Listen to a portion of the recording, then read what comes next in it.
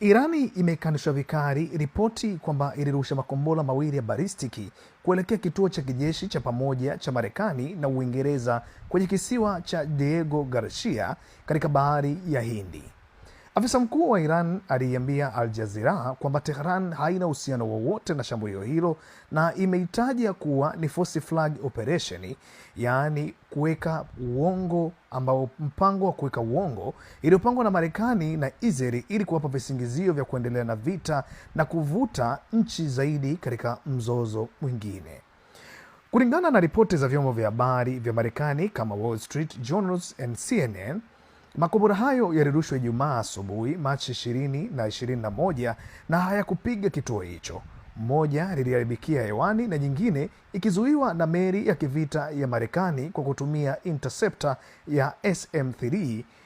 Kituo cha Diego Garcia kilichopo takriban kilomita 4,000 mbali na Iran ni kitovu muhimu cha kimkakati chenye ndege za mabomu kama B2 na manuari za nyuklia. Upande wa Marekani, Uingereza na Israeli wamethibitisha jaribio la shambulio hilo na wanasema linaonyesha uwezo mpya wa makombora ya Iran, masafa marefu zaidi kuliko Tehran ilivyodai awali ya kwamba limiti yake ni kilomita 2,000. Waziri wa ulinzi wa Uingereza ameitaja Iran kuwa reckless na waziri mkuu wa Israeli Eyal Zamir amesema hii inamaanisha miji ya Ulaya kama Berlin, Paris na Rome sasa iko ndani ya masafa ya makombora ya Iran. Hata hivyo, Irani inasisitiza kuwa makombora yake yana masafa hadi 2,000 kilomita pekee na shambulio hilo ni propaganda ili kuonyesha Tehran kama tishio kubwa na kuongeza shinikizo la kimataifa.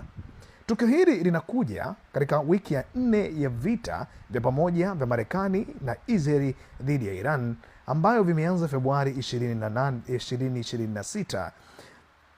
Vinahusisha mashambulizi ya anga, makombora na drones pande zote mbili. Mpaka hivi sasa bei ya mafuta duniani inaendelea kupanda kutoka na kufungwa karibu kwa Straits of Hormuz, na Rais Trump ametoa onyo la siku 48 kwa Iran kufungua kwa saa 48 kwa Iran kufungua njia hiyo au Marekani itashambulia vituo vya umeme vya Iran.